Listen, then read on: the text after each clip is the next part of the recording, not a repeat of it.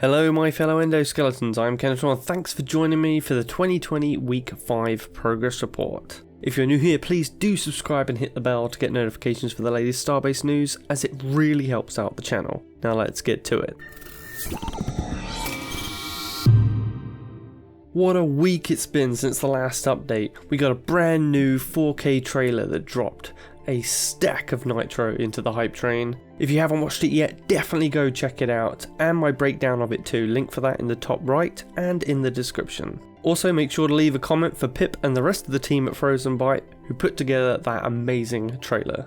Now on to our Lowry quotes of the week. So the city we saw in the trailer was just a test, and as I'll mention later, will be upgraded with new parts to build it from. And as part of this rebuild, Lowry wants those of us who get into the closed alpha to come and help build it. This will be an awesome way to get involved with the lore of Starbase, should we do a great job and they keep it going into early access. Now between closed alpha and early access, we won't be keeping anything, and everyone will have a clean slate. Some structures, however, may be kept, like the aforementioned Moon City. Some more info on closed alpha: unlike early access where we will have a dev faction station for Kingdom and Empire, we will all start from the same one, as there will be a lot less of us. This also means a helping hand should you need one won't be far away. Our last quotes are also moon related. I said in my breakdown video that the nearest moon is a 60-hour flight away. Lowry has now given us the distance of 20,000 kilometers for the nearest moon, which breaks down to about 92 meters per second to get there.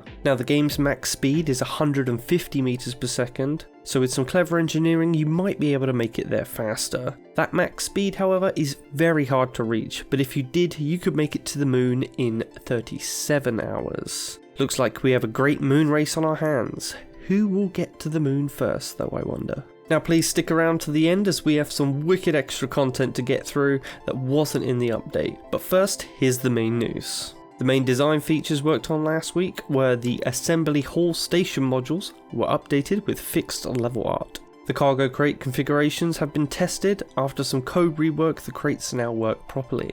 A new single entity object created from the new cargo crate components. Economy configurations with new items added to the market. Inventory weapon pricing was adjusted and general economy rule adjustments were also made. Insurance transfer terminals have been added to the new station. The autocannon electricity usage has been increased from 110 to 150 per bullet, and the autocannon projectile velocity has been reduced from 900 to 800, and I believe this is in meters per second. We have new utility panels added to the game, and they're designed for UI that players will use to move resources like propellant, power, building materials between station storage and lot and ship devices has been done, and designed for a basic alternative, automatically providing devices with the resources from storage. Station storage has also had a design update for station item storage UI logic, targeting better filtering and sorting of item grid, and designed for shop UI adjustments, improving interaction with station storage. With station design this week, there is skyscraper modules that have been updated to minimize the needed module and instance amount. Station lot areas have been made compatible with the upcoming utility panel. Capital Imperial A's missing map part names have been added.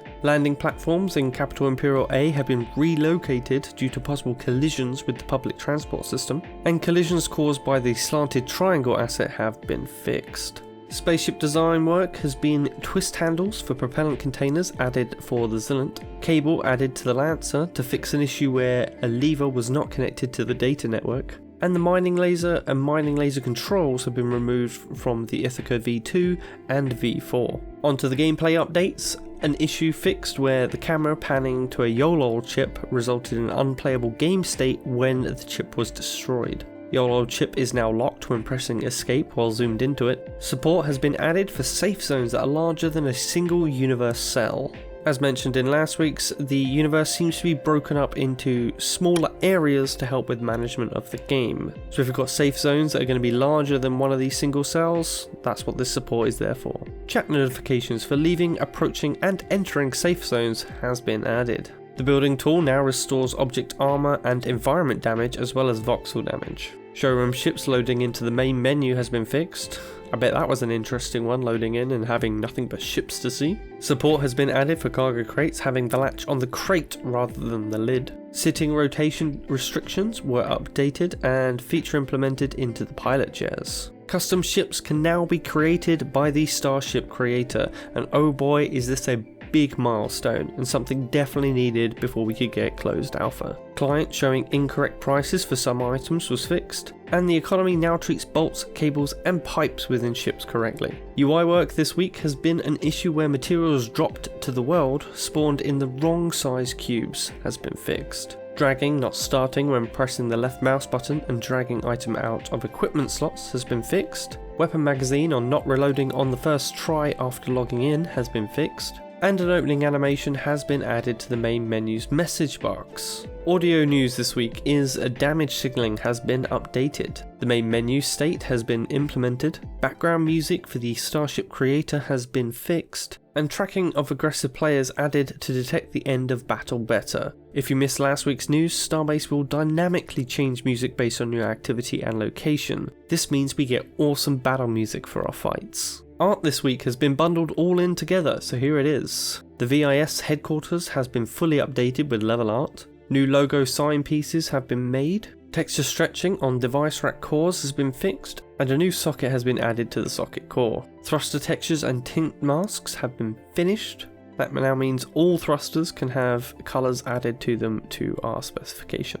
UI inventory catalog items have been updated. The resource grid utility panel and resource grid utility box have been added to allow transfer of resources between station storage and devices. Alpha moons have been updated, more on this in just a moment. For backpacks, thruster pack textures have been updated and paint jobs have been added. And for armor sets, all base armor pieces were now fixed to have a base white color. New asteroids have been made with some distance and size tests made with them. Asteroid base material, micro detail, color adjustments and testing has been done. The depth base emission of particles has been modified. Again, this reduces particles based on the distance from them. And particles have been added to the thrusters. Existing flamer effect has been reworked and a new hit effect has been made for it. The laser turret hit effect has been updated with depth settings, and landing animations have been polished. For this week's video, I'd like to highlight the flamethrower. This is looking really great now, and even from far away it looks pretty wild. I'm really hoping in the end they have some fuel stick to a surface and continue burning for a bit, as this would really kick up how awesome they are and be a tad more realistic. Now, since the moons were kept a secret for the big reveal, those sneaky devs at Frozen Byte have been holding out on us. But no more. They released an extra pack of screen grabs and videos like this one that they put together during development. So starting off with the moon itself, quite simply, it looks gorgeous. And I'm sure many will run or jetpack around just to explore. One of the things that really makes it stand out is the fog or moon dust that's on the surface. It varies in thickness and density and can both obscure your view and awesomely backlight the large mountainous terrain on the moon, bringing a very cinematic feel to it. We also got this video showing off different uses for the fog and how it might be used on either different moons or eventually another planet. Sticking with the moon, we also have screenshots showing off the city from more angles. This station, which right now is made out of just station pieces, will eventually be made out of specific city pieces, which will be further optimized so we can really go to town with making large cities. This last shot really gives a sense of scale between the city and the moon itself. The moon, as we know, will not be easy to get to. Just like the trailer, no doubt some people will crash here, or there may be wrecks for us to find. These next shots show that off too. You never know, you might just find the pieces you need to fix one of your own crashes. And lastly, we finish off with the reveal of both the Kingdom and the Empire officer sets. Armor sets for dev factions will be one of the perks for joining or siding with them. So if you like collecting sets, then you're definitely going to have to pick a side. Also, who puts purple with orange? Ugh, I know who I'm joining now. Starbase is really shaping up to be one of the most epic space games this year, and I'd love for you to come share your thoughts on it on my Discord. There's a link for that below. You can also join my faction, the K-Bots, on the same Discord if you wish to as well. Be sure to hit a like on this video, share the video with your friends, and leave a comment on how hyped you are, and I'll see you in the next one. Kenetor, out.